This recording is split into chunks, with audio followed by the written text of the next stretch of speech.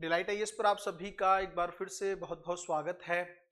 तो आज सरकार से फिर से संसद में एक ही सवाल पूछा गया है कि ऑपरेशन सिंदूर को लेकर क्या जो है वास्तविकता है ना। भारतीय प्रधानमंत्री जी का लगभग 2 घंटे तक भाषण चला है।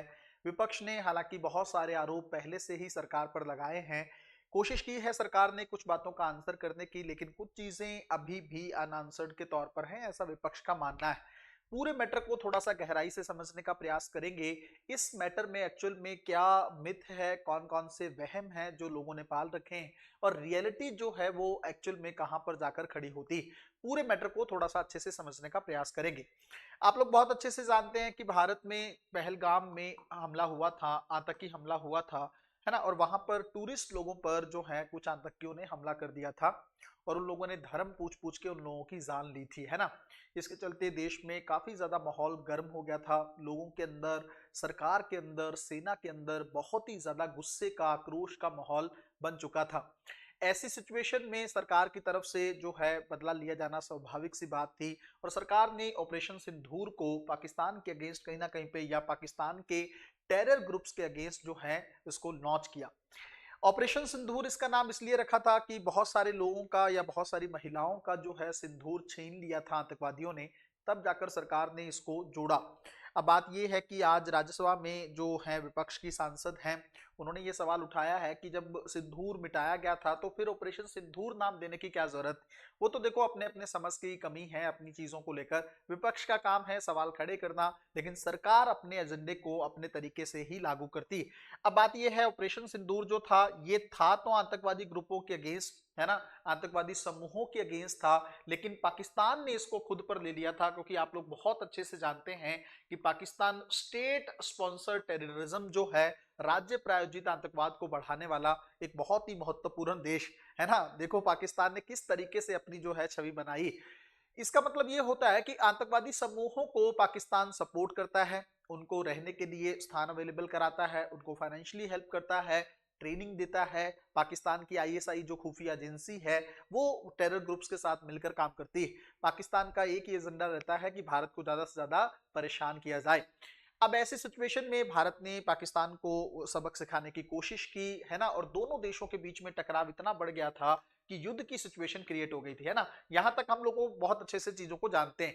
अब उसके बाद क्या हुआ, उसके बाद क्या हुआ कि कुछ दिन, 4 से 5 दिन टकराव चला, और एकदम से जो अमेरिका के राष्ट्रपति हैं वो घोषणा करते हैं कि दोनों देशों के बीच में मध्यस्थता करवा दी गई है, और युद्ध विराम जो है शाम से लागू हो जाएगा, और दोनों देशों को मैंने युद्ध विराम के लिए मना लिया है। अब बात यह है कि दो देशों के बीच में युद्ध था, भारत और पाकिस्तान के बीच में, इसकी रोकने की घोषणा किसको करनी चाहिए थी, भारतीय प्रधानमंत्री को या पाकिस्तान के पीएम को, इन दोनों को आपस में करना चाहिए था, या सेना अध्यक्ष इस मैटर को देखते।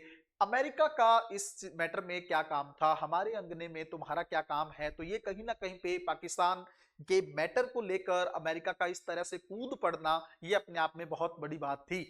अब हुआ क्या कि जो है ट्रंप के द्वारा एक्स अकाउंट पर ट्विटर के माध्यम से शेयर कर दिया गया, और इसके चलते खलबली मच गई। विपक्ष को एक मौका मिल गया कि पहली बात तो आज जो विपक्ष ने सवाल उठाए हैं वो सवाल ये हैं कि आपने, जब इतना हम लोग एज पे थे, है ना, हम लोग आगे थे, तो हमने युद्ध को रोका क्यों, पहली बात। दूसरी बात उनकी ये थी कि पहलगाम में जिन आतंकियों ने हमला किया था उनका क्या हुआ, आपने उनको मारा या नहीं मारा। तीसरी चीज ये थी कि मध्यस्थता के जो ट्रंप के दावे हैं उसको सरकार खारिज क्यों नहीं कर रही। तो सिंपल सी बात पता क्या है, थोड़ा सा समझेगा इस मैटर को। पीएम ने अभी आज जो है संसद में इतना बोला है कि सरकार ने किसी की मध्यस्थता को स्वीकार नहीं किया है। ये अपने आप में देखो बहुत बड़ी बात है। इससे ज्यादा और क्लैरिटी क्या चाहिए आपको, कि अब वो कह रहे हैं कि आप नाम लीजिए। जैसे राहुल गांधी ने संसद में ये बात कही कि आप जो है ट्रंप का नाम लेकर बोलिए कि हाँ, अगर आपके अंदर इंदिरा गांधी जैसा साहस है, उनका मानना ये था, उसका 50% भी है, ऐसे वो बोल रहे थे, तो आप ट्रंप का नाम लेकर बोलिए कि आप झूठ बोल रहे हैं। देखिए सिंपल सी बात है, इतनी समझ तो राहुल गांधी को भी होनी चाहिए कि इस मैटर को लेकर, कि देखिए ऐसे विदेश नीति के तौर पर या अंतरराष्ट्रीय संबंधों के दृष्टिकोण से किसी से इस तरह से किसी लीडर का नाम लेना भारत के लिहाज से भी ठीक नहीं रहेगा। क्यों? क्योंकि आपको पता है अगले 4 साल तक वो अमेरिका को लीड करने वाले हैं, है ना, दुनिया का सबसे ताकतवर देश है। उसके साथ हमें अर्थव्यवस्था के मैटर को देखना है, उनके साथ रक्षा मामलों को देखने वाली चीजें हैं, रक्षा तकनीक का आयात हमें उनसे करना है।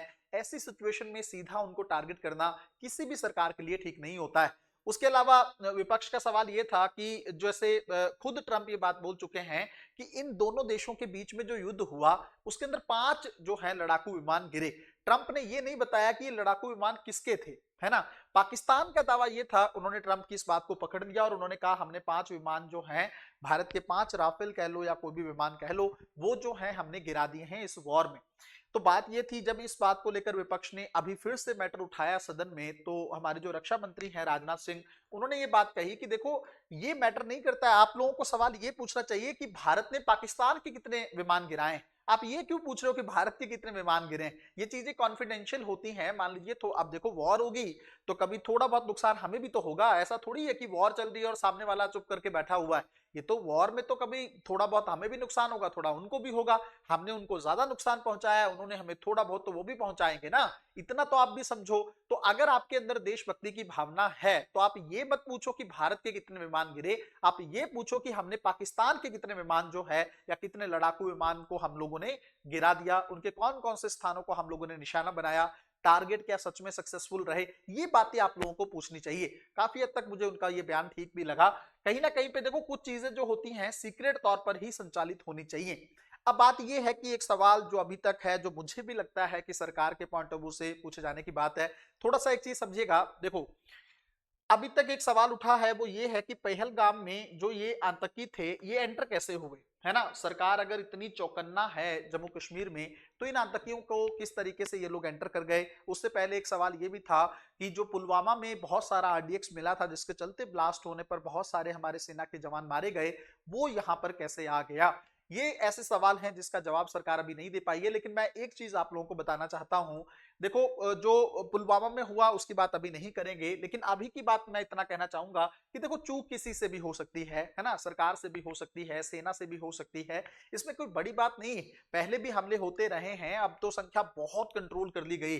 2014 से लेकर 2025 तक की कहानी अगर आप देखेंगे तो भारत में उतने ज्यादा आतंकी हमले, हालांकि बड़े हमले हुए हैं, अभी भी हुए हैं, लेकिन आप देखो ना भारत का दुश्मन कितने बड़े स्तर पर है, उसका काम ही आतंकवाद को प्रमोट करना है। तो कुछ कुछ जगह तो हमसे भी चूक होगी, और सरकार थोड़ा सा अगर इस बात को मान भी लेगी तो इसमें कुछ बुरा नहीं है ना। लेकिन बात यह है कि सरकार के अपने राजनीतिक मैटर होते हैं, तो उस मामले में इस तरह से अपनी फेलियर को एक्सेप्ट करना ये भी ठीक नहीं है। और बार बार सरकार से इस मैटर पर सवाल पूछना भी मुझे ठीक नहीं लगता है।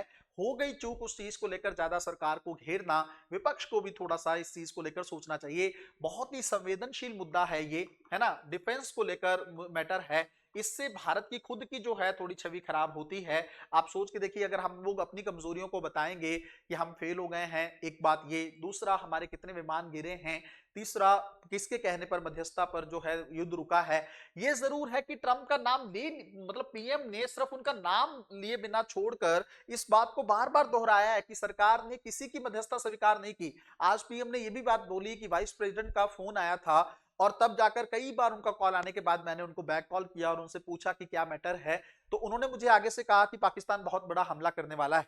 तब मैंने उनको यह जवाब दिया था कि अगर पाकिस्तान हमला करने वाला है ना, तो उससे कहीं गुना बड़ा जो है भारत हमला करेगा पाकिस्तान पे। अब इससे ज्यादा और क्लैरिटी आपको चीजों को लेकर क्या चाहिए। तो मेरे हिसाब से ऑपरेशन सिंदूर को लेकर काफी सारी चीजें आप लोगों की क्लियर हो गई होंगी। सरकार ने क्या बोला है, अभी तक क्या हुआ है, इस कहानी को पूरी तरीके से मैंने आप लोगों के सामने रखने का प्रयास किया है। मिलते हैं अगली वीडियो में, तब तक अपना ध्यान रखें, अपनी पढ़ाई को बहुत अच्छे तरीके से करते रहें।